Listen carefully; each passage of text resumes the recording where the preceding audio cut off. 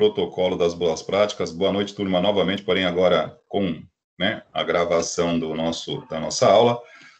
Mais uma sexta-feira, e sexta-feira é sexta hardware, né? Tivemos aí um intervalo, né, o feriado da semana anterior, então vínhamos numa sequência, só para a gente relembrar a nossa trajetória, o caminho percorrido até aqui, né, para que a gente possa reativar aqui a nossa rede neural, as nossas sinapses e lembrarmos do que estávamos falando, né, para chegarmos hoje e começar a falar de um assunto novo.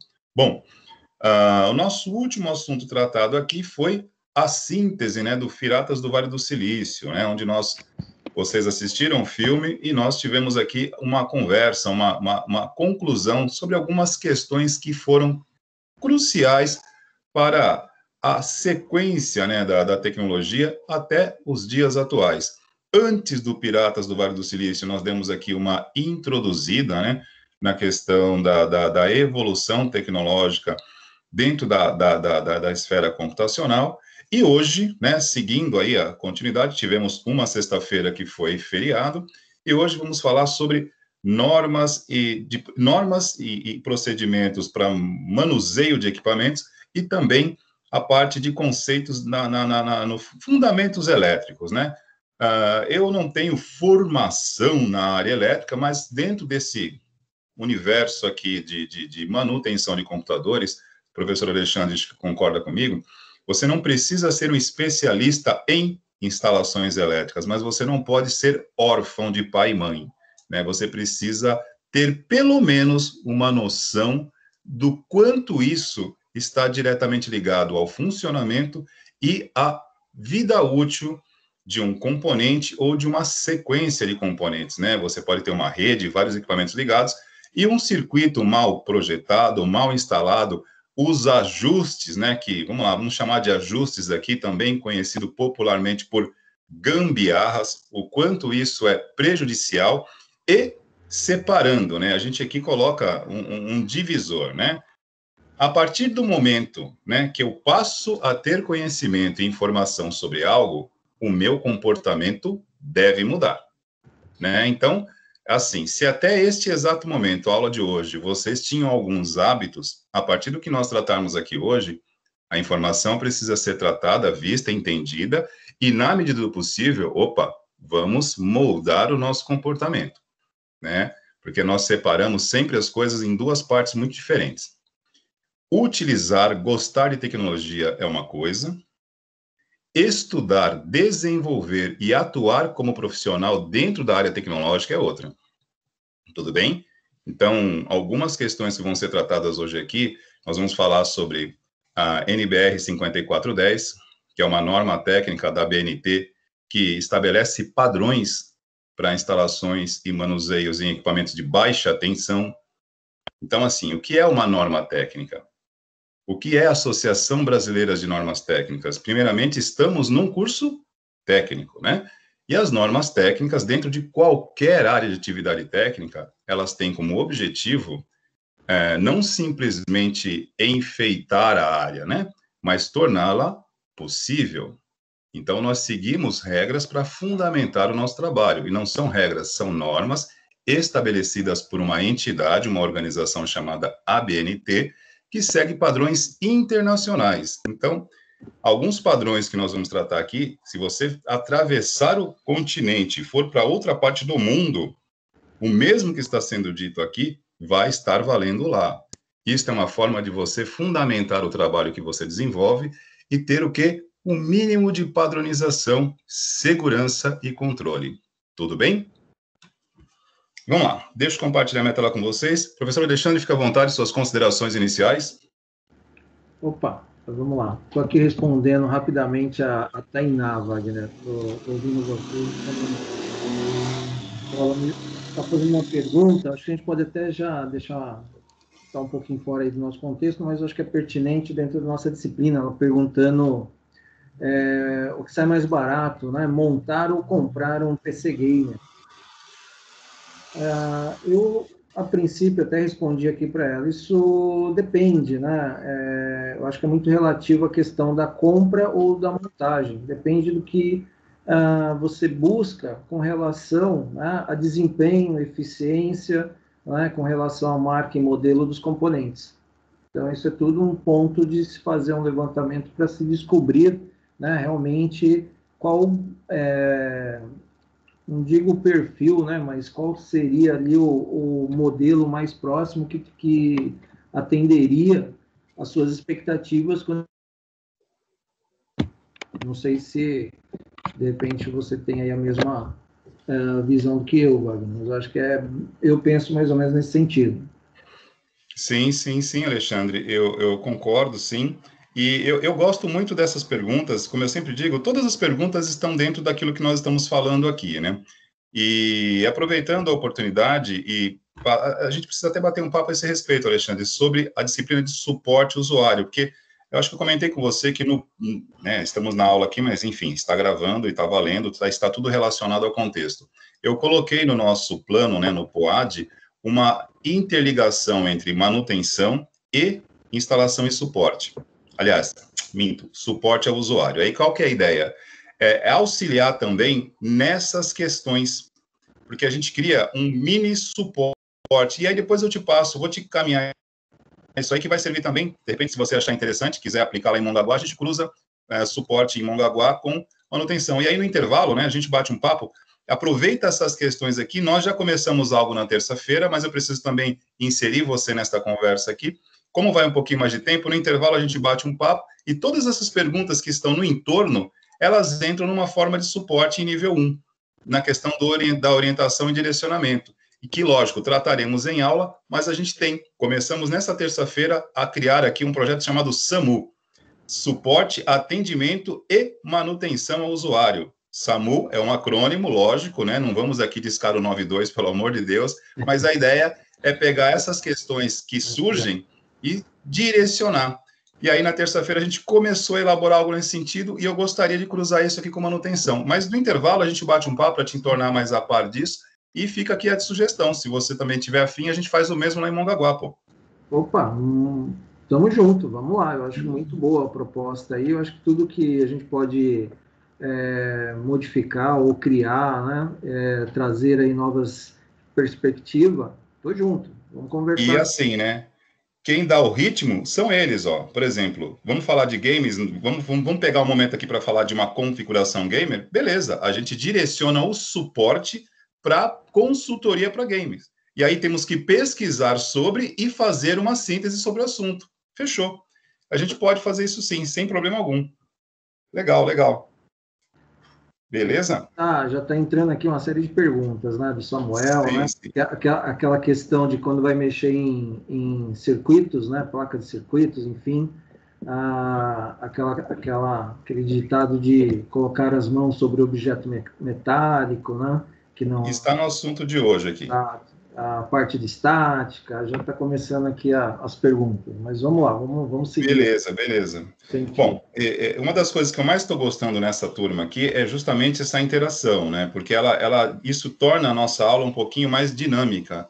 E, como eu disse, eu sou totalmente a favor, mesmo que a gente não responda agora na hora, a questão da descarga eletrostática aqui, a gente vai tratar já no assunto aqui na sequência, e aí a gente, no final, traz todas essas perguntas de novo aqui, aí a gente fecha novamente esse assunto aqui com vocês, tudo bem? Fechou, então, beleza, vamos lá. Vou entender o silêncio como concordo. Sim, Não, tô perguntando no caso deles aqui, Alexandre. Não foi você, não, você já tinha falado. Eu sempre comento, eu sempre falo, pessoal, tranquilo. Quando não responde, eu entendo que está tudo tranquilo. Eu imagino que Então, isso aí com eles. beleza. Então, tranquilo, tá ótimo. Beleza, então, vou compartilhar a tela aqui, trazer para vocês uma apresentação rápida aqui.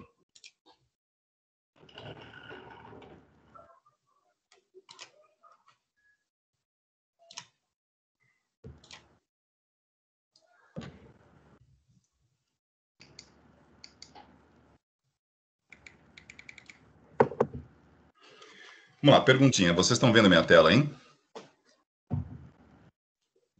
Sim, tá tranquilo. Legal. Aqui, de vez em quando, tem um atrasozinho, assim, então uma pergunta só para ver se chega. Bom, pessoal, aqui eu estou com um material da Federal Acho que é a Federal de Santa Catarina, peraí. Bom, a fonte na sequência que eu mostro para vocês. Mas vamos lá, o que importa aqui é a norma técnica, aqui no caso a NBR 5410. Primeiramente, tá? Principalmente para vocês que são alunos do primeiro módulo, que estão iniciando, né, um curso técnico profissionalizante, que diga-se de passagem, tá? Eu acho que vai um tempo para a gente realmente maturar esse entendimento, né? O que é estar numa escola técnica profissionalizante, tá? E o que se fala, qual que é o objetivo? A gente fala muito disso, né, de competência, habilidade, e parece que é algo que vai ganhando corpo, vai ganhando um pouquinho mais de peso para vocês, mas a gente sabe que, às vezes, dependendo da faixa etária, do momento que nós estamos vivendo, as coisas não encaixam, não fazem muito sentido naquele momento, naquele exato momento. Então, a gente sempre que podemos aqui, a gente volta a essa questão e a gente bate o martelo nessa tecla. É uma escola? Sim, porém é uma escola técnica. É uma escola técnica que visa o quê? Formar profissionais. Para atuar aonde? Mercado de trabalho. Ponto. Toda a área técnica, não apenas informática, toda, tá? De enfermagem, gastronomia, construção civil, toda a área técnica, ela tem as suas normatizações. As normas, elas determinam padrões de conduta, de procedimentos e comportamentos. Então, dentro de um ambiente de trabalho, você segue normas. E a gente gosta de trazer isso aqui, porque precisamos, primeiramente, antes de falar sobre instalações elétricas, manuseio de componentes eletrônicos, a gente precisa conhecer, pelo menos conhecer, basicamente, ninguém precisa decorar a ABNT, isso não existe. Né? Qualquer profissional hoje que vá trabalhar com algum tipo de aplicação de norma, muitas vezes você precisa comprar a norma, não é barato, tá? Às vezes as pessoas ficam até meio aborrecidas, né? Precisa, por exemplo, fazer uma reforma, e aí precisa de uma ART, né? Um laudo pericial feito por um técnico de edificações ou por um arquiteto, dependendo do tamanho da obra. Isso tem que ser pago. E muitas vezes o valor é um pouco mais alto, as pessoas ficam bravas. Nossa, mas que valor é esse? Porque muitas vezes, para poder fazer aquele projeto, ele precisa colocar ali as normas da ABNT atualizada, que ele vai fundamentar aquele laudo técnico que ele está emitindo, que, por exemplo, se aquela obra ocorrer um acidente, alguém se ferir, por exemplo, causar algum acidente, ele respeitou as normas que ele colocou ali. E é feita uma perícia e vai confirmar aquilo. Então, nada disso aqui é teoria de sala de aula, tá? Isso aqui é procedimento profissional. É para ser levado em consideração, sim, tá? E a gente tem uma mentalidade que temos que mudar na nossa cultura popular, né? Que a gente dá jeitinho, que aqui nós temos jogo de cintura, flexibilidade, e isso chama-se imprudência. Todas as vezes que nós ajeitamos uma norma, corremos um grande risco de pagar por isso lá na frente. Então, o nosso grande, digamos assim, né, o norte da nossa bússola, ele direciona para tragédias, né? Sempre que acontece algo de impacto social, isso causa uma comoção nacional e, de repente, só se fala daquilo. Nós tivemos, há um tempo atrás, um incêndio numa boate no Rio Grande do Sul, o incêndio da Boate Kiss. Aí todas as baladas e boates, casas noturnas passaram por um verdadeiro inferno. Tinham que seguir rigorosamente todas as normas, porém, se esquecem de todo o resto. Aí passa-se o tempo, né, processo, indenização, televisão, mídia, aquele bafafá. Passa-se um tempo, ocorre um acidente, por exemplo, nas instalações elétricas da divisão de base do Flamengo, onde morrem adolescentes, promessas do futebol brasileiro, mesma coisa. Aí a mídia, a imprensa, os especialistas, os engenheiros de obra pronta, aí começa, bate. Aí todos os clubes de futebol brasileiro tiveram que passar por uma auditoria, foi um inferno. E assim vai, né? Você tem, por exemplo, uma mineradora que constrói ali uma barragem para conter sobras de minério, aquela coisa toda, e constrói um vilarejo abaixo. Aí um dia aquilo desaba, soterra, morre um monte de gente, aí vira também aquele caos. Aí fala-se durante 3 anos seguidos sobre barragens, aquela coisa toda, Vale do Rio Doce, o inferno. Mas assim, percebam, O que tem em comum em todos esses episódios trágicos da mídia, da história recente da sociedade brasileira? Imprudência. Alguém, em algum momento, resolveu se achar, digamos assim, muito mais esperto, né? Ou muito mais perspicaz do que todo mundo e resolve dar um jeitinho. Algumas coisas são evidentes, né? E como eu sempre falo, eu não gosto de falar depois porque é muito fácil, né? A gente sempre usa essa expressão aqui, né? Ser perito, né, de caixa preta é muito fácil, o avião já caiu. Mas eu estou trazendo esta reflexão aqui para lembrar da importância de uma norma técnica. É quando você deixa de cumprir uma norma técnica para, digamos assim, ganhar tempo ou economizar no custo, você corre o risco, não significa que isso vá ocorrer, mas corre o risco de ser penalizado lá na frente. Acidentes não acontecem por acaso. Não existe azar em acidente. O que existe é procedimento de risco. Se você sabe que pode dar errado, então por que faz? Então, quando nós falamos aqui sobre a NBR 5410, que ela fala sobre instalações elétricas de baixa tensão, fique claro, instalações elétricas de baixa tensão, por estar operando em baixa tensão, não existe risco de morte, a não ser que você faça uma grande loucura. Mas aparelhos elétricos ou eletrônicos que operam em baixa tensão não têm amperagem suficiente para matar alguém. Então, aqui não há o risco de morte. Tudo bem? Mas isso não significa que você vai sair por aí cometendo arbitrariedade. Qual é o nosso foco aqui? Estamos num curso de paramédicos? Segurança no trabalho? Não. É um curso de informática com ênfase em suporte ao usuário. Então, assim, se você que está estudando, né, uma área que vai preconizar o atendimento, dar suporte, ou seja, solucionar problemas para alguém, você tem que começar a pensar dentro da caixa. Vou repetir aqui o pensamento, tá? Existe uma analogia ao filósofo grego Platão do pensamento fora da caixa. Esta metáfora do pensamento fora da caixa é para enaltecer pensamentos que são criativos, pessoas que fogem ao pensamento padrão e fazem coisas com um grau de excelência maior. Mas a gente precisa ter os pés no chão. Se você conseguir fazer direito, já está bom demais. Então, pensa dentro da caixa. Deixa para Platão, na Grécia Antiga, pensar fora da caixa. Quando a gente está começando, faz o básico. Segue a norma. Tudo bem? Alexandre, eu estou sendo chato aqui, enfatizando isso, porque assim, é para já criar uma formatação, um sistema de arquivos na cabecinha deles, tá? Porque senão a gente já começa daqui errado. A galera continua achando que, por exemplo, fazer uma instalação de qualquer jeito, emendando o fio aqui a colar, serve. Não, não serve. Então, é por isso que eu estou sendo bem chatinho para falar de norma de eletricidade aqui, tudo bem? Não me estranha, não.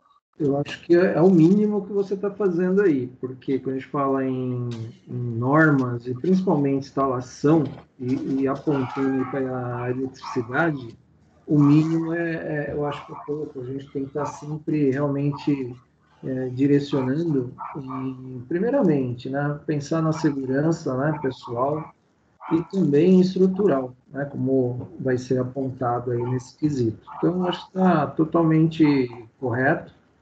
A proposta nossa é exatamente para vocês terem essa noção, essa visualização, né?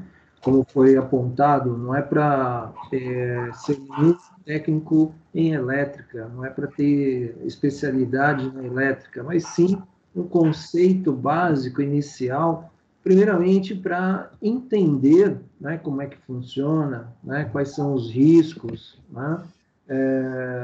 Em questão aí da manipulação, visualização, né, da energia elétrica e como trabalhar em cima desses níveis de situação. Então, acho que é bem atento, vocês que estão aí nos ouvindo e assistindo, né, através aí das imagens, esse é um momento que a gente, eu acho que vale a pena aí ter o máximo de atenção E aproveitando aí, havendo dúvidas, já vamos conversando e deixando a coisa acumular. Perfeito, Alexandre. Então, vamos lá, pessoal. Como disse, ninguém precisa decorar uma norma técnica, tá? E outra coisa, a ABNT, a Associação Brasileira de Normas Técnicas, ela não inventa, né? Ela não psicografa, não é Chico Xavier que, de repente, vem aqui e passa normas para ela. Isso são convenções mundiais, tá? Existem, por exemplo, existe a ISO, né? Que é a padronização mundial em questões industriais, que determinam padrões em conjunto com outros órgãos no mundo todo. Esses padrões a ABNT traz aqui para o Brasil e define. E aí uma coisa importante, professor, norma técnica tem força de lei? Não, não tem força de lei. Quando você não cumpre uma norma técnica, você não infringe o Código Penal. Tudo bem? Presta atenção, isso aqui é meio complicado falar no primeiro módulo, repito, pelo momento que vocês estão vivendo, por uma questão de maturidade, não estou chamando ninguém de criança aqui, mas para quem já trabalha no mercado de trabalho, para quem já atua e assume algumas responsabilidades, vai entender melhor o que eu estou falando, tá? Uma norma técnica, ela não tem força de lei. Se você deixa de cumpri-la, você não infringe o Código Penal. Porém, você perde respaldo técnico. Indiretamente, quando acontece um acidente e você não cumpriu uma normatização técnica, você já está ali respondendo por imprudência. Ou seja, ela não tem força de lei, mas ela tem respaldo, ela respalda o seu trabalho. Tudo bem? Então, assim, vamos lá pegar uma analogia aqui em relação a suporte e manutenção que andam juntas, né? Você vai atender um chamado. Você recebeu uma ligação pelo helpdesk, e no nível 1, né, da orientação não resolveu, no nível de direcionamento também não foi possível, então precisou avançar e mandar alguém para resolver o problema.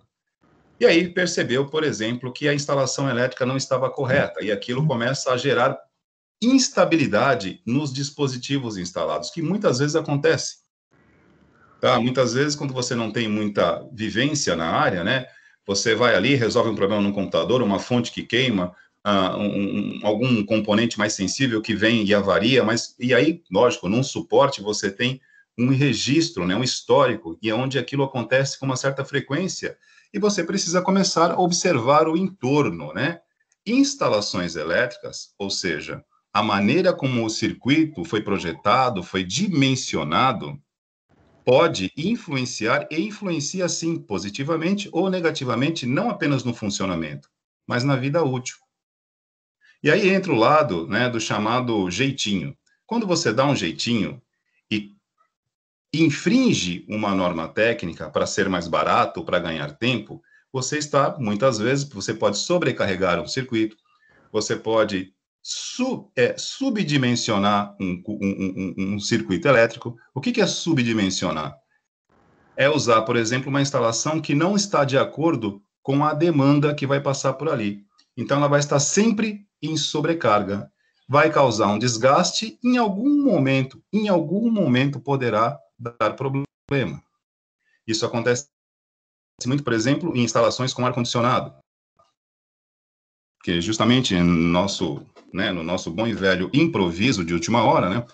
Vem alta temporada, verão, calorzão danado, todo mundo resolve comprar ar-condicionado, né? E aí, para fazer a instalação, muitas vezes você não está ali com, digamos assim, o cabeamento preciso, porque o ar-condicionado é um aparelho que usa uma amperagem mais alta e ele precisa de um determinado tipo de instalação específica, não para que ele funcione, mas para que ele funcione corretamente.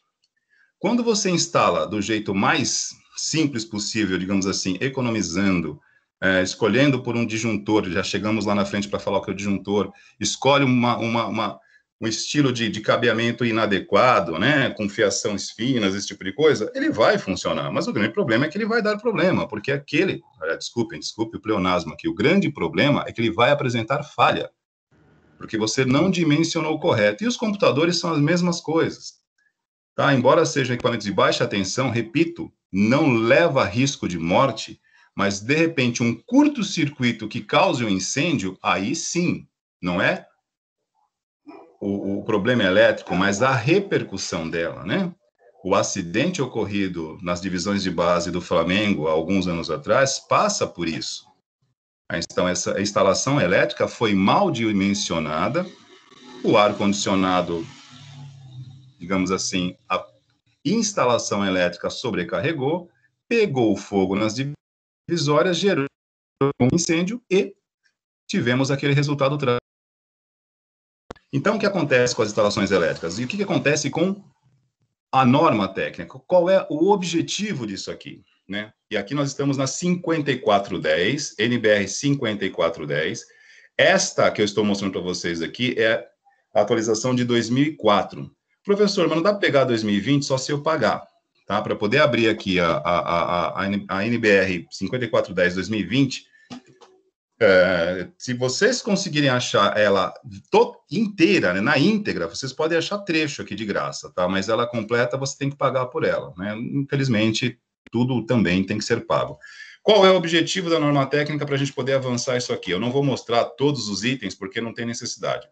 Esta norma estabelece as condições a que devem satisfazer as instalações elétricas de baixa tensão. Importante guardar o baixa tensão, porque aí você sabe que não há risco de morte, a fim de garantir a segurança de pessoas e animais, o funcionamento adequado da instalação, preste atenção, porque uma instalação mal projetada, ela gera mau funcionamento e ocasiona a má conservação dos bens. Então, o objetivo desta norma técnica é garantir segurança de pessoas, animais também, obviamente, o funcionamento adequado da instalação e a conservação dos bens. E aí entra a nossa parte, manutenção de computadores e suporte ao usuário, você vai estar ali para resolver o problema de um bem que está avariado ou que está funcionando mal.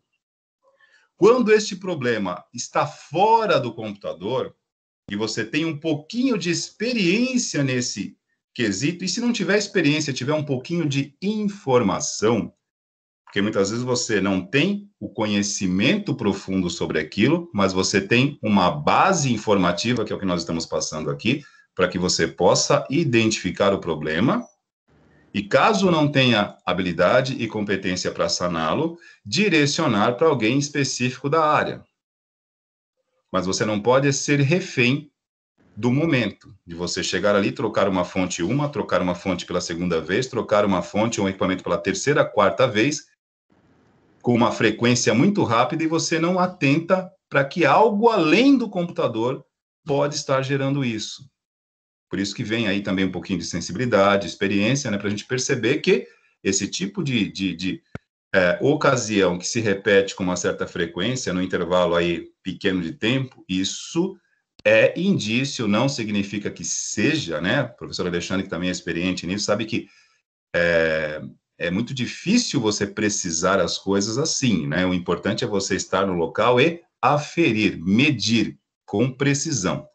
Mas, depois de um tempo, você percebe que quando tem esse tipo de coisa acontecendo com frequência, equipamentos apresentando falhas, apresentando mau funcionamento e constantes avarias, é importante, sim, avaliar as instalações elétricas do local. E aí é onde a coisa começa, né? Porque quando a gente vai fazer esse tipo de trabalho, a gente percebe que é comum, infelizmente, guardem o que estou dizendo, é comum as pessoas burlarem, né, as normas de instalação do próprio fabricante e depois se perguntarem por que dá errado, tudo bem? Então, aqui eu estou falando do objetivo da norma 5410, da NBR 5410, falei para vocês que não tem força de lei e disse qual é o objetivo. Não precisamos aqui, isso aqui tem mais de 300 páginas, não vem o caso.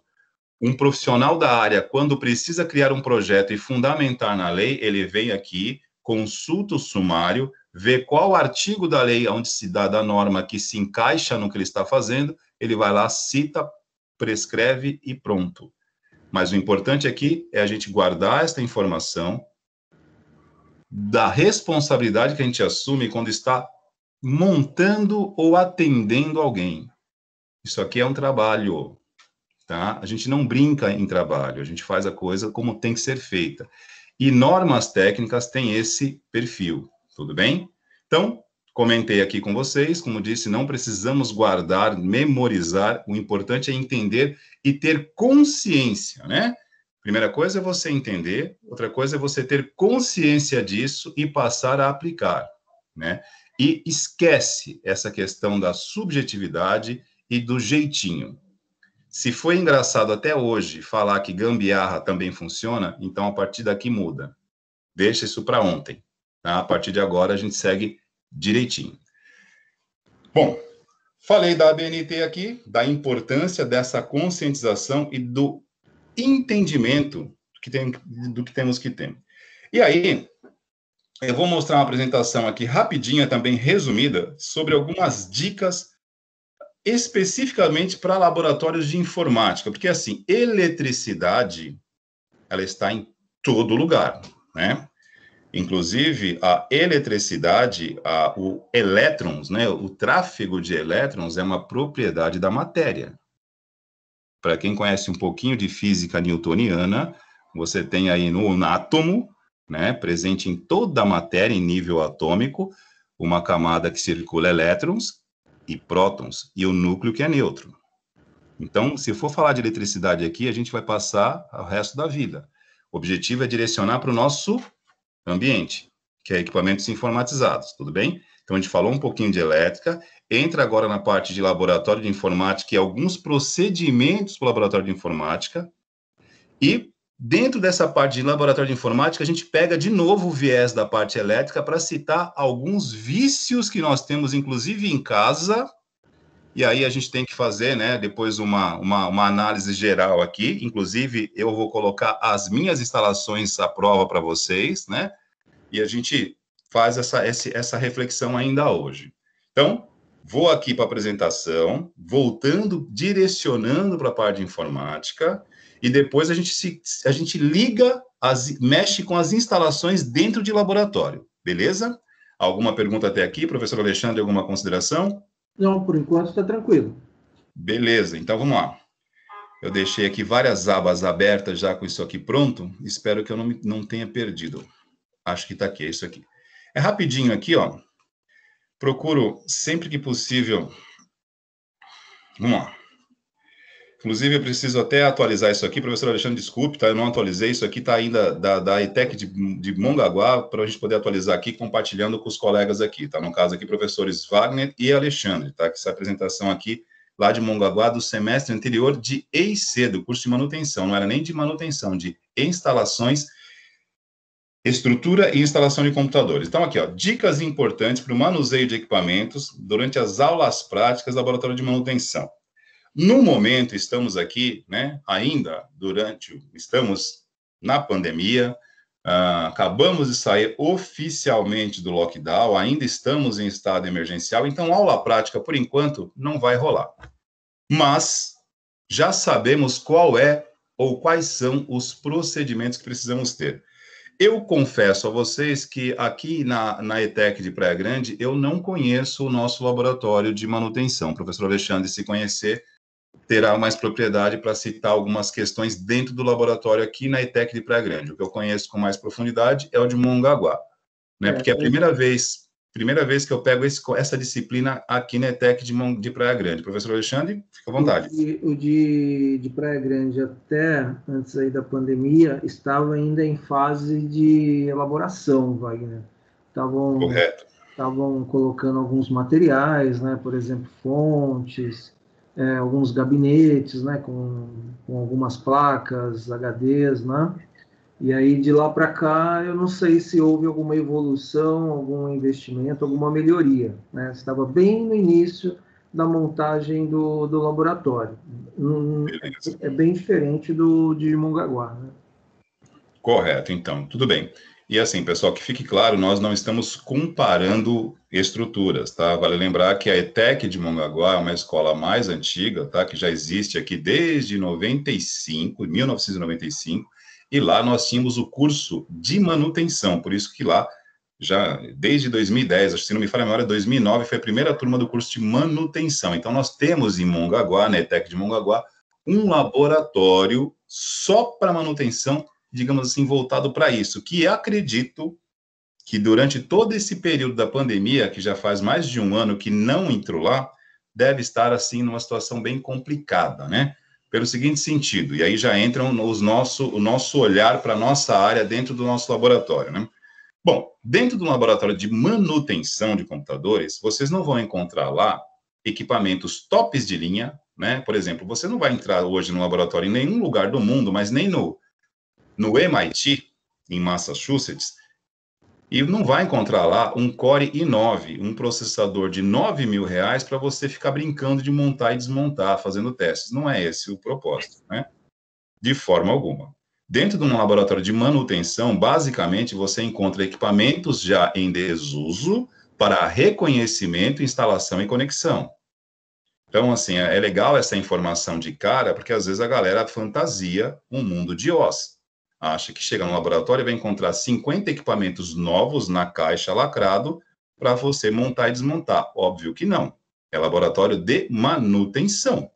Não se coloca computadores novos, exímios, ou seja, recém-comprados para esse tipo de finalidade. Aqui, se vocês têm essa ideia, estou dando um choque de realidade, não é isso. E nem pode ser assim, né?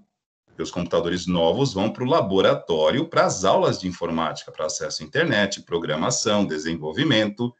No laboratório vão os equipamentos que estão deixando de ser usados, porque lá nós vamos montar, desmontar, fazermos testes, tudo bem? E para fazer esse processo de montar, desmontar, fazer testes, nós temos algumas dicas e colocações que são importantes, né, para funcionar melhor, tudo bem? E é o que nós vamos mostrar aqui agora.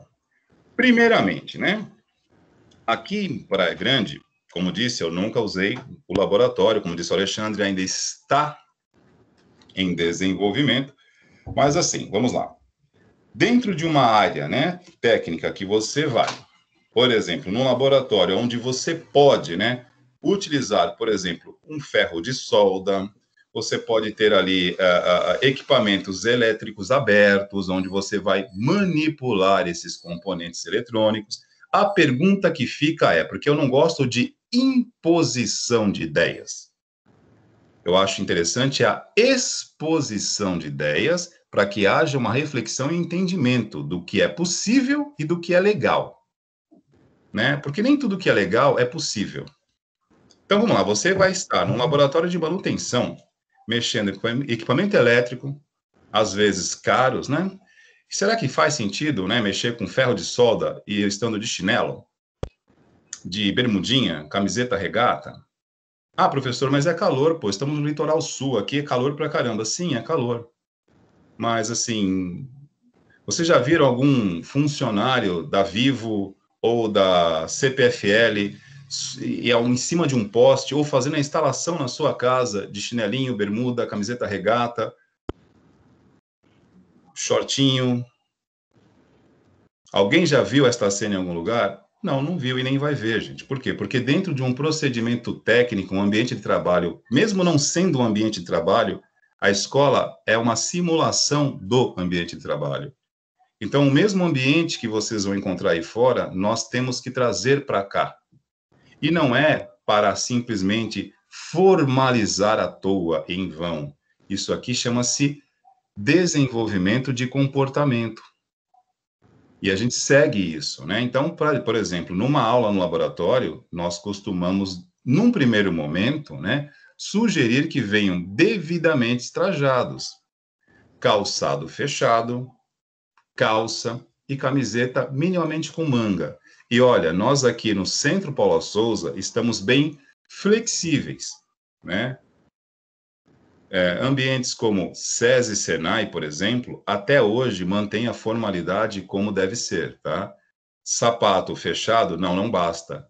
Calçado fechado com bico de aço, proteção, isso é EPI. Crachás de identificação, todos voltados para o local certo. O aluno aprendiz do Senai, quem já fez Senai ou quem já trabalhou no Senai sabe o que eu estou dizendo. De novo, não estou comparando, eu estou simplesmente trazendo uma realidade que funciona até hoje e mostrando que nós somos bem flexíveis aqui. No Senai, além de ter que estar calçado, né, você tem que estar uniformizado com jaleco, que é um avental de manga comprida para mexer com dispositivos eletrônicos, calçado com bico de aço para proteção, e você tem que usar um crachá de identificação.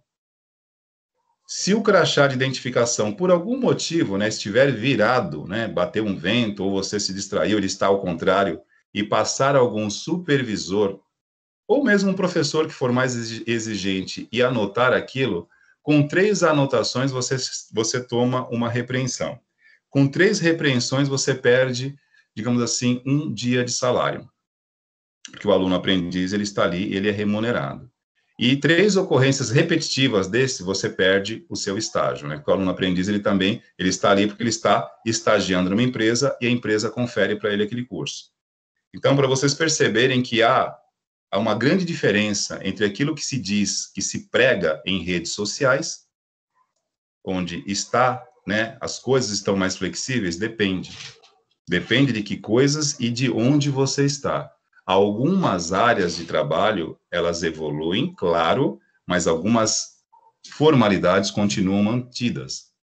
E é essa a nossa responsabilidade de passar isso para vocês nesse momento de formação, lógico, para que quando vocês adentrarem dentro deste universo, vocês não terem nenhuma surpresa. Não há. Isso é normal. Quando eu fiz técnico, pelo amor de Deus, lá vou eu aqui, Jurássico, ainda bem que eu estou com o professor Alexandre para não me deixar sozinho nessas horas. Eu fiz curso técnico em 1989. Meu Deus do céu. Já era assim, né? Já era assim. Não tem problema. Eu fiz estágio dentro da própria escola, fiz na prefeitura de Santos, tinha que estar devidamente trajado, ou então você não faz. Porque é mais ou menos assim que funciona, né? Quando nós escolhemos fazer parte de algo, nós não escolhemos nos adequar. Temos que nos adequar, porque você já fez a escolha antes de estar ali.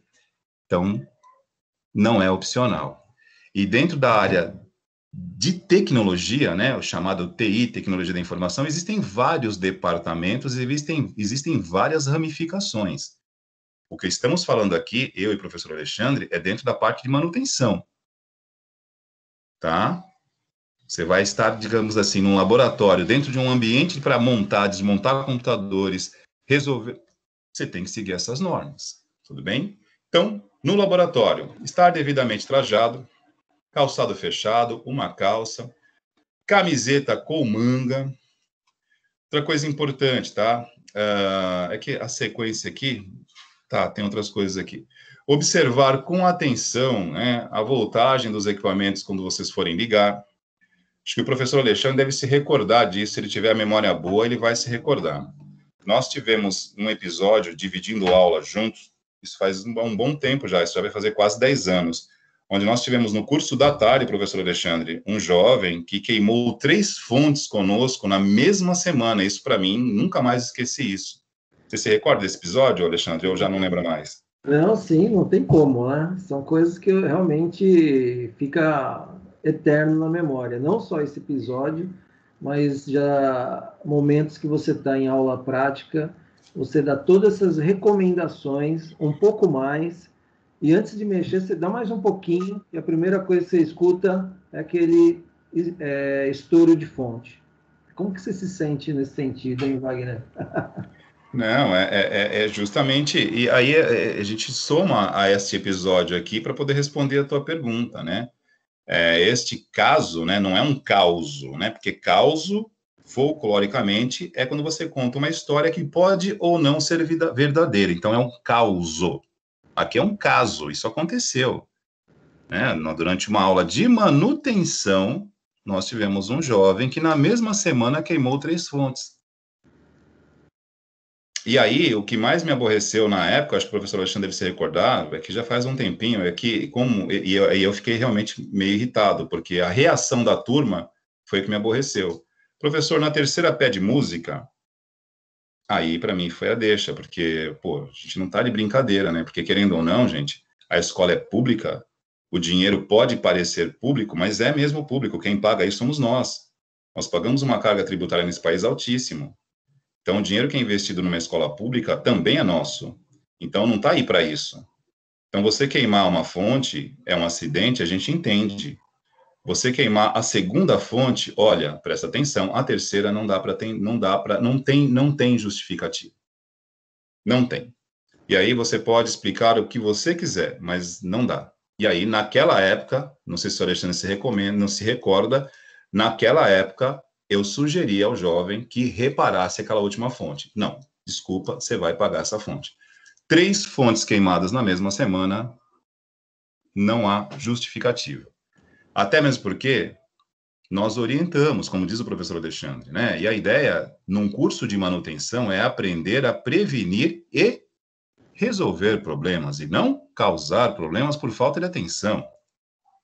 Porque, nitidamente, quando você queima 3 fontes, porque você ligou a fonte chaveada em 110 na tomada 220, é que nós não estamos em Mongaguá, senão numa aula dessa aqui prática, eu levaria vocês no laboratório para vocês verem. O professor sabe disso, as tomadas 220 lá em Mongaguá, todas são vermelhas.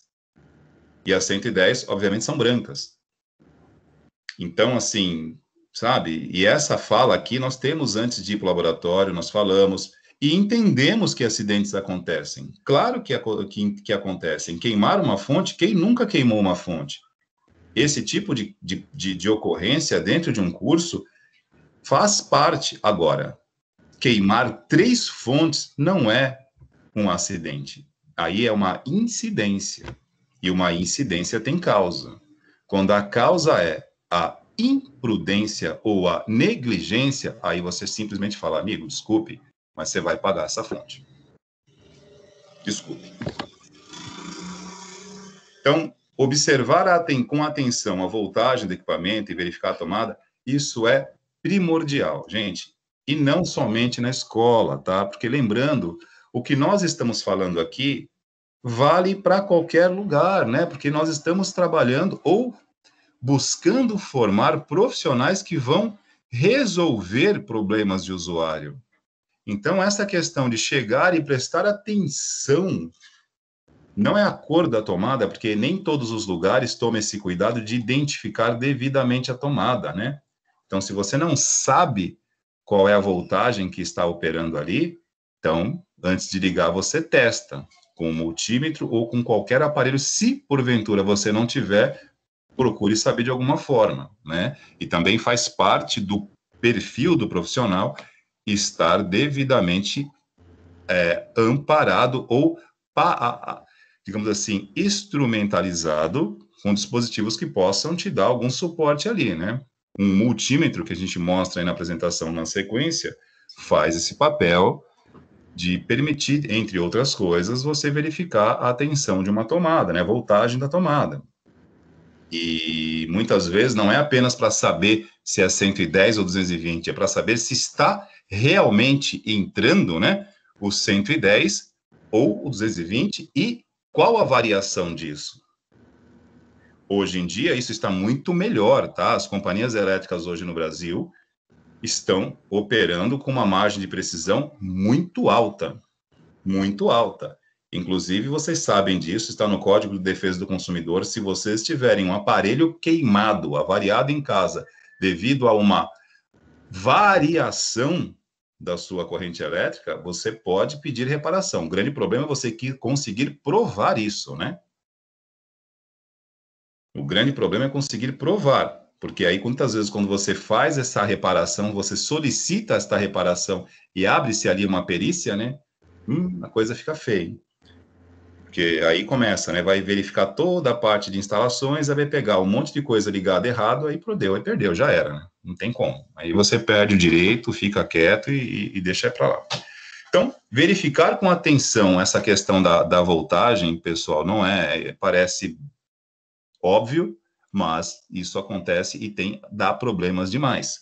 E como disse, numa aula prática aqui, se nós chegarmos no primeiro dia de aula, um ou outro aqui queimar uma fonte, pô, normal, gente, pode acontecer. Isso a gente tem bom senso e serenidade para entender. O que nós estamos citando aqui, que realmente foi muito além do normal, foi queimar 3 na mesma semana. Isso realmente não dá. Outra coisa, né? Importantíssimo. Quando for fazer realmente a abertura de qualquer dispositivo, né, um computador, um notebook, um smartphone, primeira coisa, o material tem que estar desligado, o dispositivo tem que estar desligado. Não se mexe em dispositivo eletroeletrônico com ele ligado. Ah, professor, eu vou na Santa Efigênia e vejo isso direto. Cara, deixa ele lá. Tecnicamente não é o procedimento correto. Se ele faz, resolve e funciona, ponto, deixa ele. Dentro do que é considerado padrão, antes de manusear qualquer componente, desliga. E não apenas desliga, verifica se realmente não está mais alimentando de corrente, porque às vezes você desliga o computador, mas tem algumas placas-mães que continuam sendo alimentadas, né? Você tem que ir lá e desligar a fonte. Ela tem um LEDzinho que fica aceso e dizendo, ó, aqui ainda tem presença de corrente elétrica. E qual o problema disso? Eu vou morrer com isso? Não, já falamos, é um equipamento de baixa tensão, NBR 5410. Baixa tensão não oferece risco de morte, mas você simplesmente pode fechar um curto e ao invés de resolver o problema, você cria outro 2 vezes maior. Fechou um curto, você pode queimar uma fonte, a fonte é simples, barato, talvez um dos itens mais baratos da configuração, mas se for um curto-circuito numa escala maior, você pode comprometer a placa-mãe como um todo, aí pronto, a coisa complicou. Aí o prejuízo é teu, porque se você realmente tem credibilidade e pretende zelar por ela, você vai lá e repara. E uma coisa que eu digo para vocês, o professor Alexandre tem muita experiência nessa área, não existe garantia para a tua credibilidade. Perdeu, perdeu. Perdeu a credibilidade, meu amigo, esquece. Muda, vai para outro lugar, porque ali você já se queimou. Porque o boca a boca já é complicado. Hoje em dia piorou, porque nós temos o boca a boca IP por IP. As pessoas se comunicam, se falam, informam. Cara, se realmente o teu trabalho começa a ser visto como um trabalho que as pessoas não confiam, fica muito difícil, e como disse, não há garantia para credibilidade. Perdeu, perdeu. Então, na hora de manusear qualquer material, qualquer dispositivo, vai abrir, primeira coisa, desliga, verifica que não tem tensão e retira qualquer material condutor. O que é um material condutor, gente? O nome já diz, conduz. Conduz quem? Eletricidade. Eletricidade, como nós falamos aqui, é o que é? É a área que fala sobre elétrons, né? O tráfego de elétrons. Materiais condutores são aqueles que conduzem eletricidade, por onde a eletricidade flui. Material isolante é aquele que não conduz. Então, se você tem no seu, está portando, você vai mexer com material eletrônico, vai abrir, manusear, pôr a mão, e você está cheio de anéis, pulseiras, correntinhas, relógio, uma série de itens metálicos, tira, remove antes, né? Professor, mas não vai acontecer nada, mas pode acontecer. Então, nós diminuímos a margem de erro. Não se manipula componente eletrônico portando esse tipo de material. E olha, preste atenção no que eu vou dizer. É muito comum assistirmos vídeos no YouTube de profissionais muito bons, mas eu digo com precisão, pessoas excelentes profissionais, sabe, gente? Caras com uma prática assim, com uma técnica de trabalho muito boa, mas assim, estamos aqui no ambiente de formação. Então, se nós temos procedimentos, nós temos que seguir, orientar vocês a seguir. Eu estou cansado de ver vídeos de profissionais no YouTube, profissionais que eu até respeito muito, que são muito bons no que fazem, que eu aprendo com eles, mas eu observo às vezes. Mas muito comum, a aliança, às vezes com pulseirinhas, quando ele borracha, né, plástico, que são materiais que não conduzem eletricidade, menos mal, porque não vai conduzir, não corre risco algum de fechar um curto-circuito. Mas o cara tá ali com um relógio, né, com uma pulseira aquelas pulseiras enormes, né, ou uma corrente de prata, aquela coisa enorme também, e aquilo encosta e toca o material. Cara, isso não se faz. Ah, mas não acontece nada. Pô, não vai esperar acontecer, porque pode acontecer, gente. Pode acontecer. Não é mito, é fato, acontece. Né? Então, e para quem não sabe disso, né, que fique sabendo, agora acho que vai ser difícil isso acontecer, né? Porque passado a pandemia, eu acho que o Estado passará por uma crise financeira aí de alguns anos e vai demorar para isso retomar. Mas, o professor Alexandre sabe disso também, nós vínhamos aí numa sequência de pelo menos um concurso público a cada 2 ou 3 anos contratando auxiliares docentes nas ETECs. Quem são os auxiliares docentes? Auxiliares docentes, o nome já diz, são profissionais que são contratados por concurso público, tá? Com edital em diário oficial e tudo direitinho, que são contratados para auxiliarem na escola, né? Olha, pela realidade salarial aqui da região, paga-se bons salários, tem bons benefícios e é aberto um processo seletivo. Eu particularmente, sou um grande incentivador de alunos, sabe? Eu acho que nós temos o dever moral, já que formamos tanta mão de obra a cada semestre, de sempre que abrimos oportunidade, eu falo isso abertamente, eu tenho preferência por nossos ex-alunos, que é uma forma de valorizar o trabalho e a mão de obra que a gente cria aqui, né? Mas isso não significa que você vai proteger, você prefere, mas o concurso é aberto para todos, para todos. Isso não significa que a gente vá privilegiar. Eu prefiro, eu torço para que os nossos alunos passem, né? E às vezes acontece, às vezes não. O último concurso para auxiliar docente lá da ETEC de Mongaguá, Alexandre, eu estava lá, que foi o que o João entrou, acho que o Alexandre sabe de quem eu estou falando, João, que foi nosso ex-aluno, também lá em Mongaguá, ele competiu de igual para igual, assim, com profissionais muito experientes, não que ele não seja, ele também era experiente, e a diferença no desempate ali simplesmente foi cuidados com esta parte de manuseio com equipamento. Essa parte de materiais condutores e descarga eletrostática, que é o assunto que nós vamos falar ainda antes do intervalo.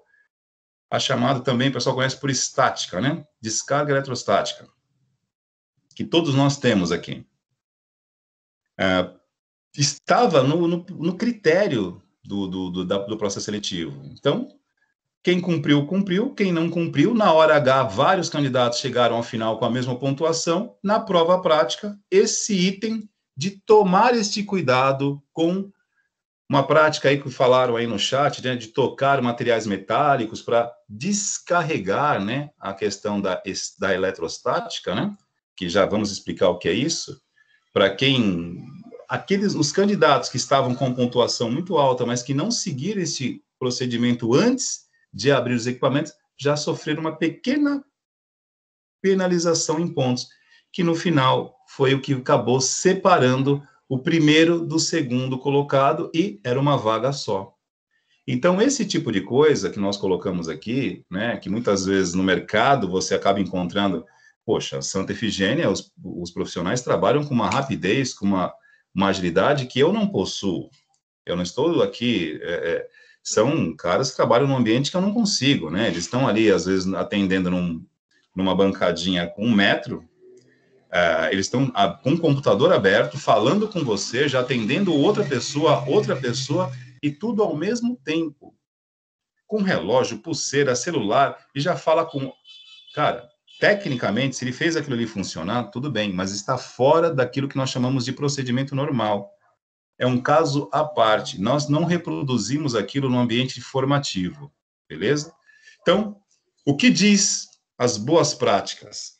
Retire qualquer material condutor que você estiver usando. Material condutor é aquele que conduz eletricidade. Isso pode ocasionar um curto-circuito.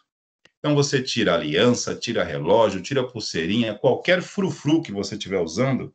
Galera que curte um acessório, nada contra, tá? Eu também gosto de acessório. Inclusive, eu tenho minhas manias, tá? Para dar aula, eu tenho que colocar o meu relógio, minhas pulseirinhas e minha aliança aqui. É como se eu estivesse indo sair. Minha filha fala, professor, você não vai para lugar nenhum. Eu falo, não, mas eu estou indo para a escola agora. Estou indo para a escola. Senão, se eu não fizer isso, eu não consigo dar aula. É mania, coisa de louco. Eu posso estar até de chinelo e meia aqui embaixo, né? Mas eu tenho que colocar pelo menos uma camisa, alguma coisa aqui, uma camiseta, e o procedimento como se eu fosse dar aula. Se vocês quiserem rir, pode rir, mas é assim. Não tem jeito, não consigo. Se eu for dar aula aqui e tiver sem um relógio, agora, se for uma aula, né, prática na escola, eu deixo tudo em cima da mesa e vou trabalhar com vocês, né? E aí de mim, se um dia, quer dizer, minha esposa não liga para essas coisas, né? Mas se eu perder a aliança, fica chato. Mas ela não, enfim, não vai ligar para isso. Mas já aconteceu, por exemplo, o professor Israel, com quem nós já dividimos aula, e o professor Alexandre, de esquecer a aliança na escola. né? Por quê? Porque, como professor, você tem que dar exemplo. Você não vai mexer nos equipamentos com aliança, relógio, você tira. Beleza? E outra coisa importante aqui embaixo, ó. Cabelo comprido, tá, pessoal? Para quem tem cabelo comprido, é recomendado prender o cabelo, né? Aí entra mais as meninas, né? Um cabelo muito comprido, o que acontece com o cabelo comprido? Você pode, por exemplo, deixar o cabelo... Peraí, deixa eu passar a moto aqui. Enquanto você está ali manuseando o computador, ou de repente você vai ligar para fazer um teste, nós temos algumas peças ali, por exemplo, o cooler, né, que é a ventoinha que refrigera, né, que ajuda no conjunto de dissipação térmica do computador, ele tem uma hélicezinha que fica girando. Então, muitas vezes você liga ali para fazer um teste e você está olhando, né? Se você tem um cabelo comprido e, de repente, pode acontecer do fio de cabelo enroscar ali. Ai, professor, mas isso gera algum problema? Vai causar um escalpo? Vai arrancar o meu couro cabeludo? Não, não vai. Ele não tem força para isso, não vai fazer nada disso. Porém, né, vai enrolar o fio de cabelo ali, você vai desligar, parou, você solta, você vai ter que desmontar e ir lá e tirar o cabelinho. Pronto. Mas mais um procedimento que pode ser evitado. Prende o cabelo. Prende o cabelo. Simples assim. E aqui vamos falar da descarga eletrostática, né? O que é a descarga eletrostática, né, pessoal? Também conhecido por estática. Todos nós, né? Aliás, todos nós não. Acabei de falar no início da aula, né? Que a eletricidade, ela é uma propriedade da matéria. Toda a matéria é revestida por um campo elétrico, onde nós temos aqui, né? No nível atômico, o átomo, que circulam ali os elétrons, que é a carga negativa, e os prótons. O elétron é o que circula, é o que faz essa mágica, né, da eletricidade que provém de elétrons. Eletrostática é uma propriedade, né, digamos assim, que nós temos desse processo de circular elétrons. Todos nós temos, porque toda partícula atômica possui.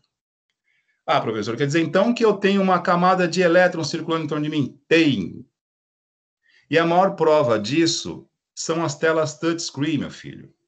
Quando você toca uma tela touchscreen, modelo que usa aí a tecnologia capacitiva, você não precisa nem tocar. Se você aproximar o dedo, mas bem próximo à tela, ali você já transfere o elétron que está circulando sobre o seu dedo para a tela. E ele estabelece uma coordenada ali. Esse tipo de tecnologia de telas touchscreen chama-se telas capacitivas. Capacitiva porque funciona basicamente, entre aspas, como um capacitor que acumula energia elétrica. Como nós, né, somos um corpo, uma matéria, e toda matéria possui eletricidade, nós temos uma camada de eletricidade, de elétrons que circulam no nosso corpo. Que quando eles estão em seu nível normal, tá tudo bem. Mas algumas situações podem estimular a nossa carga eletrostática. Como, por exemplo, se você esfrega uma mão na outra num dia frio, ela não esquenta. O que esquenta é o atrito entre uma mão e outra, que vai estimular os elétrons. Isso aquece. Esse estímulo de elétrons, se você, após estimular a sua eletrostática, tocar um dispositivo eletrônico, você pode avariá-lo, gente, porque eles são sensíveis.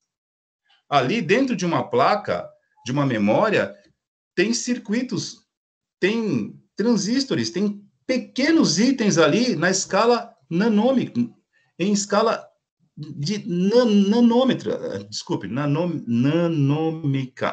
em nanotecnologia, bem pequenininha, me fugiu agora aqui a pronúncia correta da escala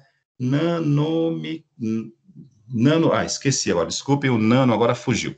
Mas é tudo muito pequenininho e é tudo muito sensível. Normalmente, se você estiver no seu estado normal, nada ocorrerá.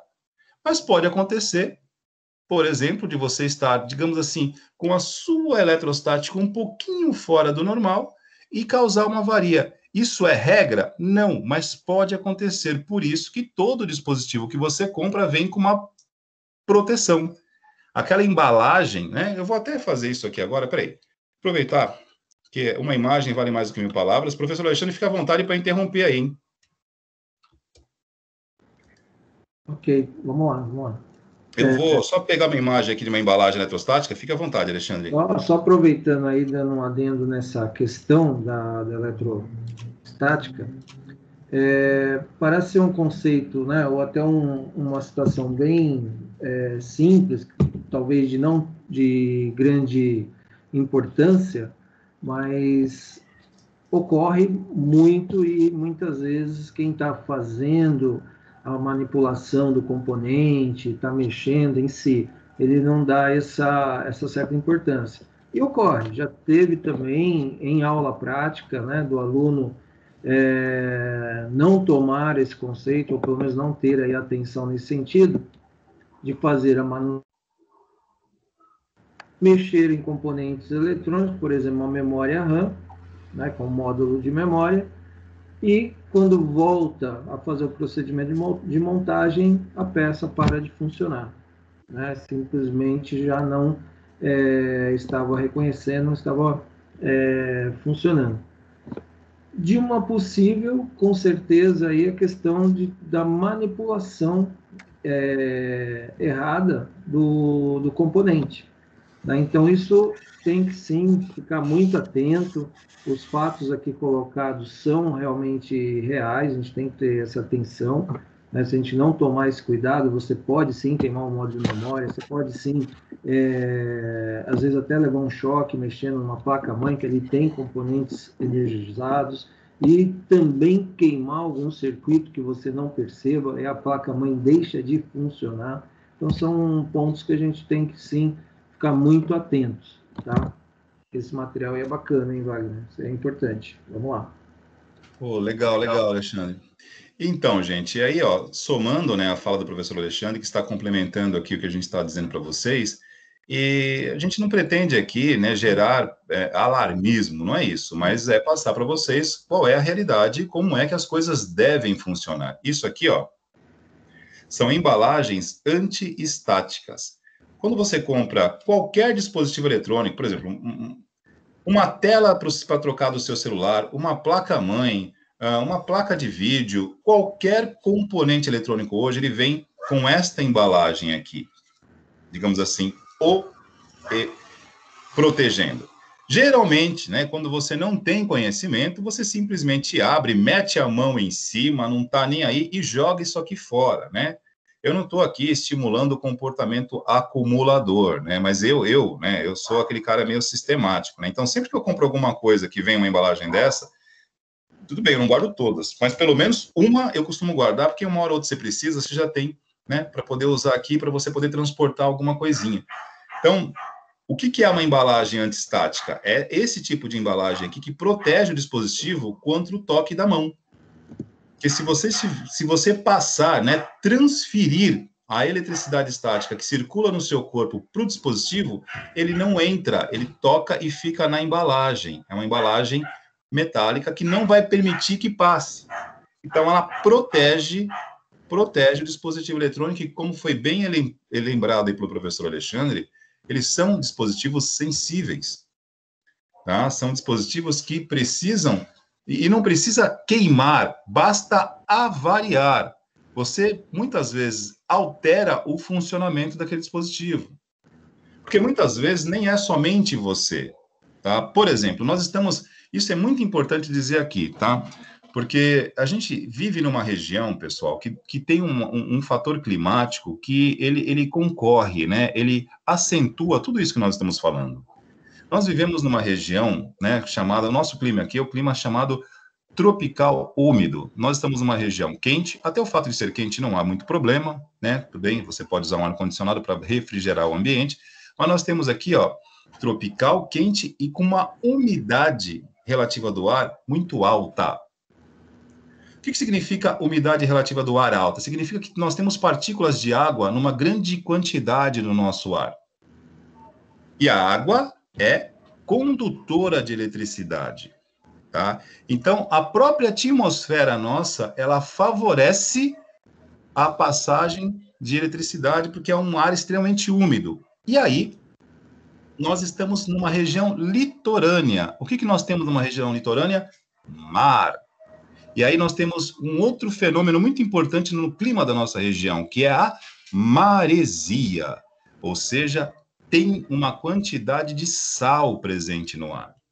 E isso aumenta também a questão oxidativa.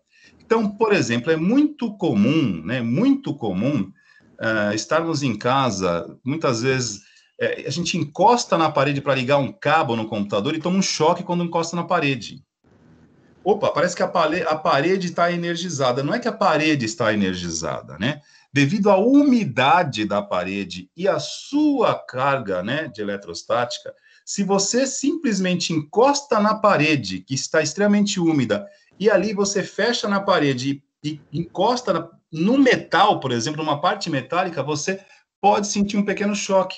Porque naquele momento você isolou, você passou para o metal aquela descarga, porque você acabou de tocar na parede que estava extremamente úmida. Então, a umidade, repito, isso já não acontece num local com clima seco. Se você estiver, por exemplo, em Ribeirão Preto, ou interior, cidades do interior, você tem um clima extremamente seco, pouquíssima umidade relativa no ar. Isso diminui, não significa que não ocorra, tá? Curto-circuito é curto-circuito. É que um ar com muita água, a umidade muito elevada, ela acaba tendo que nos deixar mais preocupados com essas questões, porque a umidade, ela também ajuda nessa questão de conduzir, porque a água, ela conduz eletricidade. Né? Se estiver chovendo e você estiver pisando numa calçada molhada e um fio de alta tensão cair do outro lado da rua, pela água você toma um choque e pode morrer. Então, o ar com muita umidade, ele concorre para essa questão de dar problemas elétricos. E quem mora em regiões que são próximas à praia, à orla, sabe do que eu estou falando. Equipamentos que você não toma muito cuidado, ele queima. Equipamentos que você usa com pouca frequência, quando você mexe, muitas vezes ele queima. Isso tem a ver não simplesmente com a umidade, claro, tem a ver com a nossa descarga eletrostática, mas a umidade relativa do ar, mais o fator oxidativo, né, pelo sal, né, a maresia, potencializam esses fatores. E aí o nosso cuidado em regiões como essa que nós vivemos, tem que ser redobrado.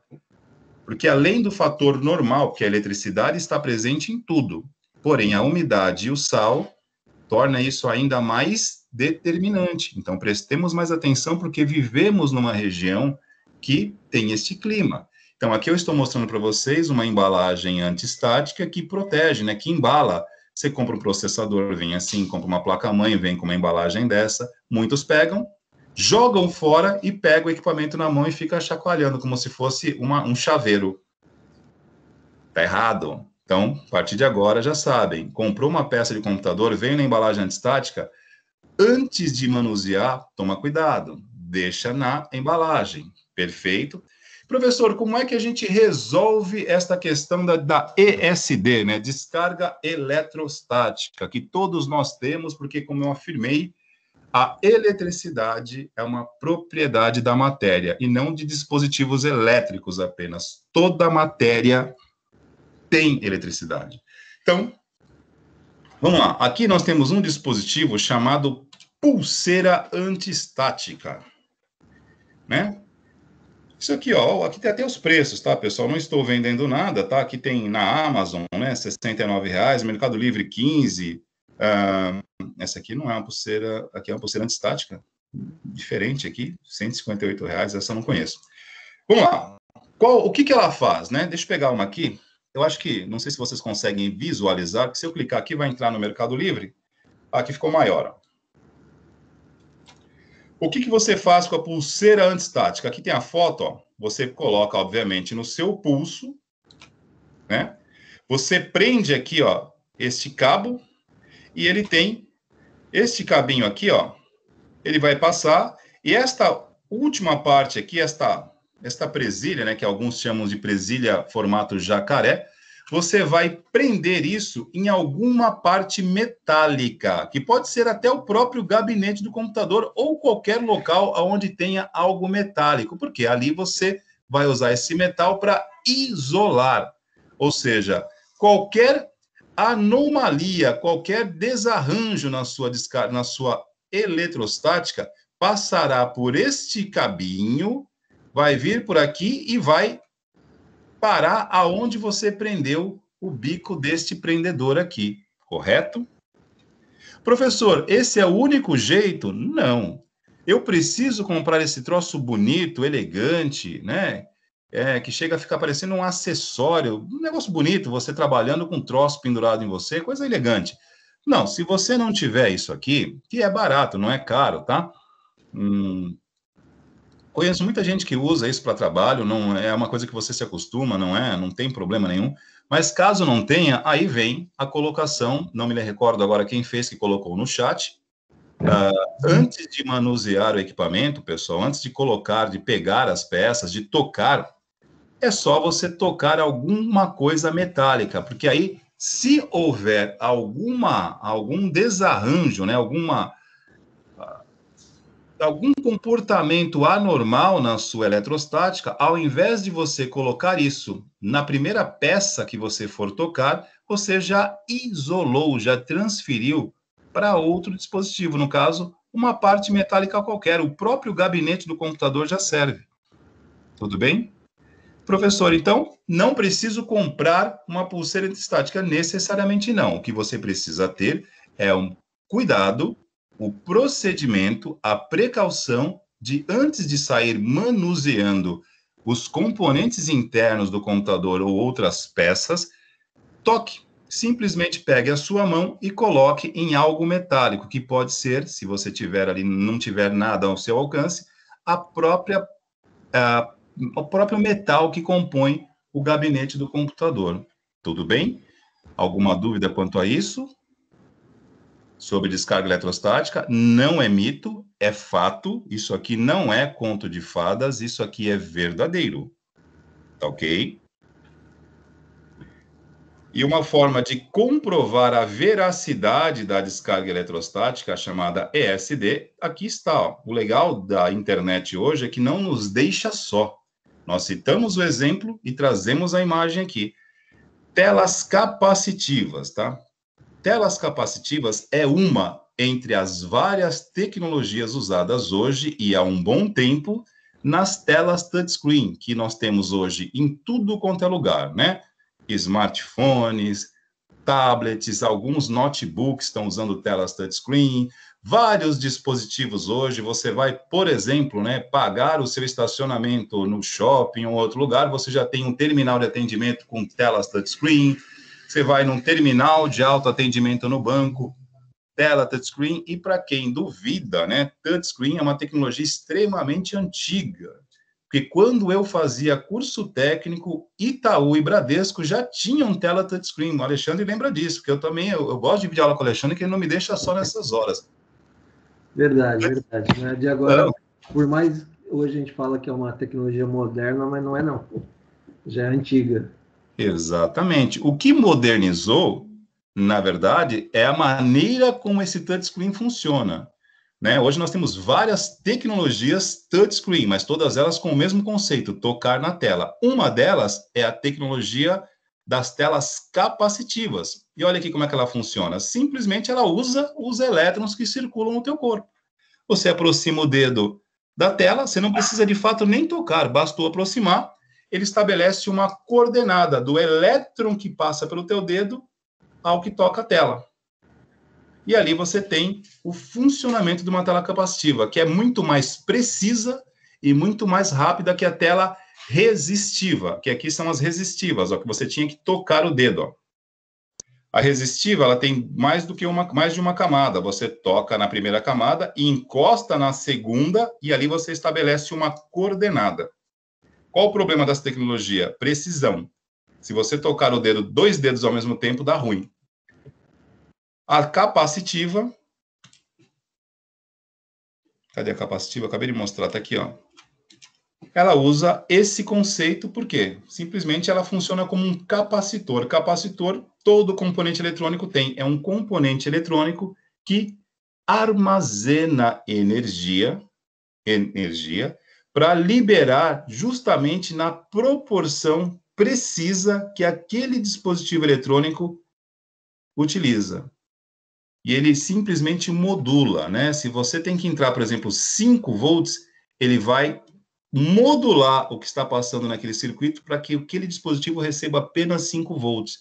Ali você tem uma combinação entre capacitores, reguladores de tensão, e assim vai. Eles trabalham em conjunto como uma orquestra. Se um desafinar, o conjunto todo sofre. Por isso que é muito difícil, não é difícil, né?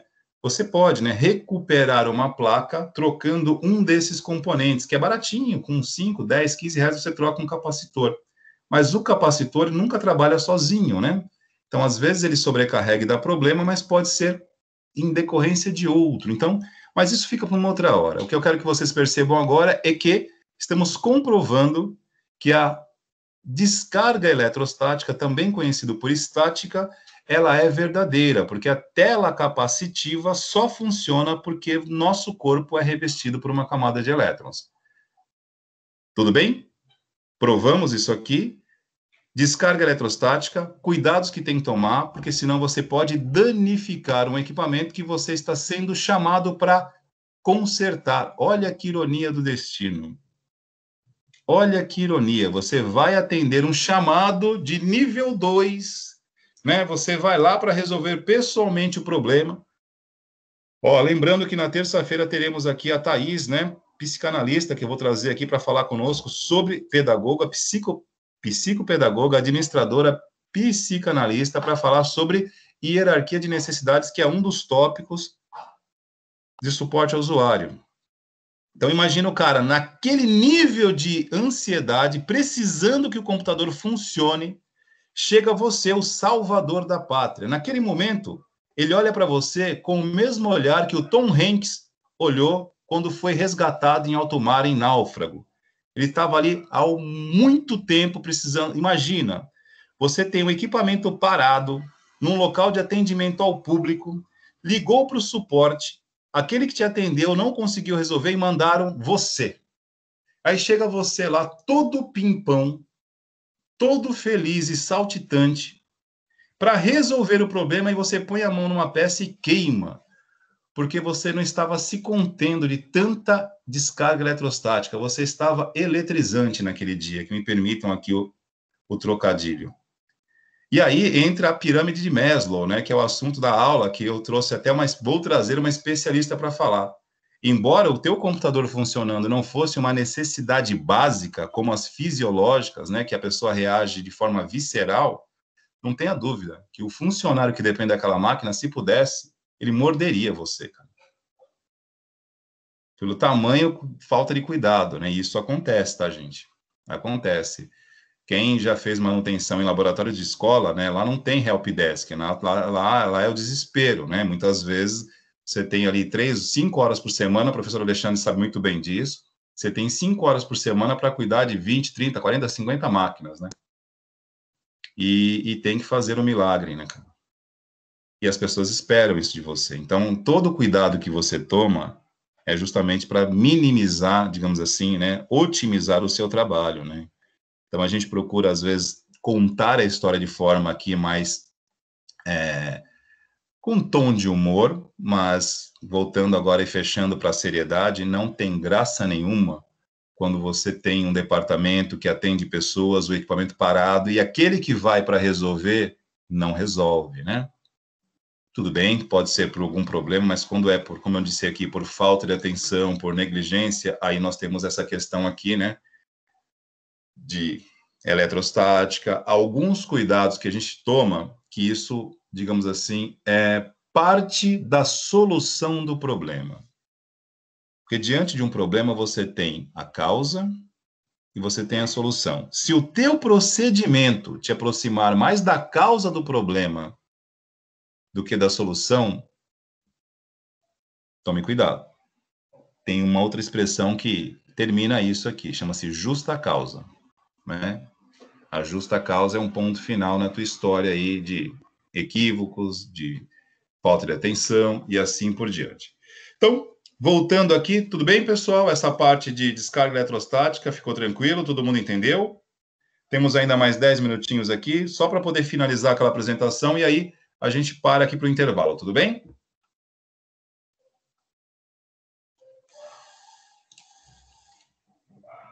só para finalizar aqui esta apresentação. Então, para evitar descarga eletrostática, toque alguma parte metálica do gabinete antes de manusear os componentes internos, né? E também citamos aqui o uso da pulseira, da pulseira antistática, né? Desligar completamente o equipamento antes de abri-lo. Não manusear os componentes internos com o equipamento ligado jamais. Evite manusear as partes onde ocorre o contato eletrônico do componente.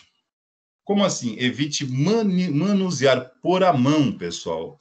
Isso também, professor Alexandre, eu sou um cara observador, viu, Alexandre? Eu acho que não sei se é coisa de velho, né, cara? Mas, ó, isso aqui, ó. Eu sou de uma época, professor Alexandre, que para manipular, né, para tocar qualquer componente eletrônico, você jamais colocava o dedo nestas partes onde vai haver o quê? O contato eletrônico da peça, do componente com a placa-mãe, porque quando você põe a mão, você está ajudando, né, a oxidar, porque na tua mão também tem ali, você sua, né, tem transpiração, então não se deve pôr a mão, porque oxida. Ah, mas isso é bobagem, não, cara, não se deve pôr. E é muito comum hoje, né, eu acho que eu tenho visto isso também com muita frequência, inclusive em canais, sabe, de boa procedência, canais assim com profissionais, com procedimentos, com bons profissionais, que realmente dessa forma, não chega a ser dessa forma aqui, que aqui também é um exagero, tá? Porque isso aqui não é um machado, né? Isso aqui parece uma placa de vídeo ou uma placa de rede aqui, antiga, né? PCI. O cara tá segurando aqui da mesma forma que ele segura um martelo, um machado, não é o caso, não há necessidade de se segurar com tanto desespero, né? Mas assim, ó, ao manusear qualquer componente, eu sou desta formação mais clássica, onde nós não colocamos a mão aqui, ó, justamente para evitar a oxidação. Se você está limpando, e aqui também uma técnica, né, professor Alexandre, que é contemporâneo a mim, a minha pessoa, no passado nós tínhamos muito hábito de fazer isso, tá, gente? Remover a oxidação passando uma borracha nesta parte metálica aqui, porque oxida, né? O que é oxidar? É a ação do tempo, né? Como nós falamos aqui, o oxigênio, né? Ele tem água, né? E principalmente na nossa região, como nós mencionamos aqui, tem sal, a maresia.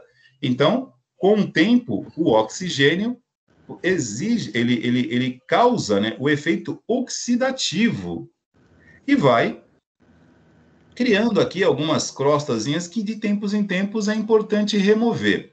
Hoje, né? Hoje não, já há um bom tempo, nós temos a possibilidade de fazer esta remoção quimicamente, né?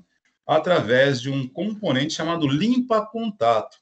Mas quando você não tem o limpa-contato, uma borracha serve, né? Professor Alexandre, fique à vontade aí para dar sua contribuição, que eu sei que você é muito experiente nessa área aqui também. Respondendo o chat, Wagner, quando você está aí comentando, estou conversando aqui principalmente com a Tainá sobre essa questão, que ela falou que no caso existe, geralmente usa-se luva para mexer placa de computador em si. Luva tem. Eu, particularmente, eu não me sinto muito à vontade em relação ao uso da luva. Eu prefiro essa técnica aí que está sendo mostrado em manuseio correto do componente, né? Para que você realmente consiga ter manipulação, principalmente se você estiver mexendo dentro de um gabinete, você realmente sentir, né, o material na mão, e a luva, às vezes, pelo menos no meu ver, eu não consigo ter esse tato, né, esse contato mais próximo, né? Mas no caso aí, Tainá, que você, né, falou da luva cirúrgica, o correto é uma luva específica antistática, né? Okay? Para evitar já esse procedimento. A luva cirúrgica é uma luva de borracha, obviamente ajuda, né, nesse quesito, né, mas eu particularmente acabo nem usando. O que a gente acaba trabalhando realmente em manusear pelas laterais, em locais que você tenha certeza que não vai ter nenhum prejuízo ali em relação à corrente, à energia, né, a danificar o periférico, o componente, assim por diante, ok? Então, é muito necessário a gente ter, né, na hora de for trabalhar, essa concepção, essa visão, né, de estar utilizando os equipamentos, né, adequados, ou, no mínimo, ter conhecimento, como que está sendo apontado aqui na aula de hoje, para você evitar falhas ou até erros grotescos, né? Principalmente a gente olhando na questão de estar atendendo um cliente. Imagina você vai atender um cliente, né? De repente ali é um processo simples, a máquina está em funcionamento, e de repente numa manutenção ali errada, no manuseio errado, você perde um componente, uma memória, enfim, queima um dispositivo ali que pare de funcionar o equipamento. Imagina a situação, né, que você acaba ficando com relação ao cliente, que ele fala, nossa, minha máquina estava funcionando, como que de repente, vamos dizer assim, queima uma memória, né, ou até mesmo queima uma placa-mãe que pare de funcionar. Então a gente tem sim que tomar muito cuidado, são pontos que eu considero importantíssimo, como o professor Wagner apontou, um processo de concurso, ou às vezes, né, vocês vão fazer aí, pleitear uma vaga de estágio, vão fazer, de repente, um teste ali rápido de aptidão, com certeza, nessa área, nesse contexto, vai ter alguma coisa relacionada a esse tipo de procedimento, tá? Por quê? É a questão de segurança, questão de você conhecer e saber, né, do assunto, ok? E isso pode ser decisivo, tá bem?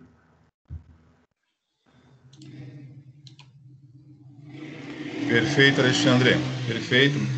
Ó, então, assim, estamos praticamente aqui terminando esse primeiro bloco. Só responder aqui mais uma pergunta aqui. Estou vendo aqui do Alexandre, perguntando sobre álcool isopropílico, que se é bom também. Alexandre, é bom o álcool isopropílico. O álcool isopropílico, ele é um álcool, né, um pouquinho mais concentrado, por exemplo, que o álcool 70, que ficou muito na moda agora na época da pandemia, né, porque é um álcool que tem um poder digamos assim, de pureza maior, né? O álcool isopropílico de boa qualidade, ele tem um percentual de água muito pequeno ou é quase isento de água, tá? Então, o álcool isopropílico, ele acaba sendo até mais barato que o limpa-contato, embora o limpa-contato tenha uma composição química que, às vezes, ele remove a oxidação mais rapidamente, mas o álcool isopropílico é muito bem-vindo. E aí, a gente fica aí, depois do intervalo, a gente pode bater um papo também sobre essa questão da limpeza, né? Com água, que também tem a questão do mito, tem a questão do fato, pode, não pode. Tudo pode, dependendo da maneira como você faz, né? Se fizer corretamente, não tem problema algum. Mas hoje, como nós temos álcool isopropílico e, no caso aqui também, o limpa-contato, você pode até usar água, mas veja bem, né? Tem o fator climático. Se você não conseguir depois isolar isso bem para poder secar, a longo e médio prazo, você acabou resolvendo um problema inicial da limpeza, mas a médio e longo prazo, o processo oxidativo com a água pode aumentar. Agora, secou direitinho, se você tiver uma estufa, um local correto, ou fazer uma secagem da forma correta, a água também, dependendo da forma como você usa, não é problema. Mas o professor Alexandre sabe disso. Quando nós pegamos uma máquina muito, mas muito suja, com uma camada de sujeira muito grande, dependendo da forma como você limpa, muitas vezes você acaba removendo algumas trilhas da placa ou do circuito e ela para de funcionar, viu? Tem que fazer com muito cuidado, né? Muito cuidado. A gente pode deixar depois, tem até comentar esse trecho aí da Tainá sobre ela desmontar aí o notebook. A gente pode deixar aí para depois do intervalo a gente comentar. Eu vou dar meu ponto de vista sobre isso também. Acho que é importante para todos. Pode ser? Pode ser, Alexandre. Então, depois do intervalo, a gente volta. Pode ser o quê? 9h30? Dá 30 minutinhos para a galera aí? Bom, tá ótimo. Então, tá bom. Tomar aquele café, então. Tchau, tchau. A gente volta. Até já, turma.